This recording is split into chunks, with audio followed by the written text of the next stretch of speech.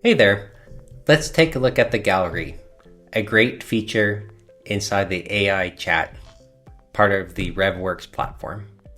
The gallery is a spot where you can assemble pieces of different chat conversations into a highlights reel, or into a document, or a presentation, or just a list of the things that you found most important or compelling that you want to keep at the tip of your fingers.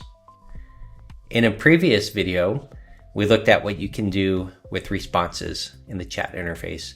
One of those things was to save it to the gallery. So when I clicked save to gallery, it indicated that it's saved. You open the gallery by clicking on the button in the top right of the chat interface, and it opens the gallery side panel. So this is a collection of blocks from different chat conversations that I've saved to the gallery. You can see that each one, when I hover it, has a delete button, so I can delete from the gallery, or I can open in presentation mode or a slideshow mode from the gallery itself too. I can also drag and drop to reorder the different blocks that have been saved, essentially reordering like in a slideshow or a PowerPoint presentation.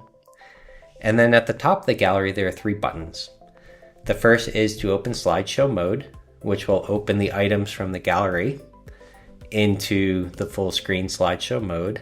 And you can see at the bottom, there's a footnote on each of the slides saying which chat it came from and what was the date of that chat. And I can use the forward and back buttons to advance or go backwards through the slides.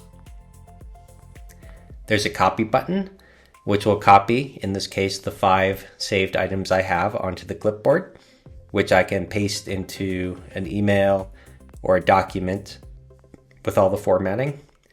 And there's a download button, and this will download the gallery as a PDF. So that's the gallery. It's a really useful place to keep your favorite responses or key pieces of information or key insights that you want to keep handy for later. Thank you so much for joining me today.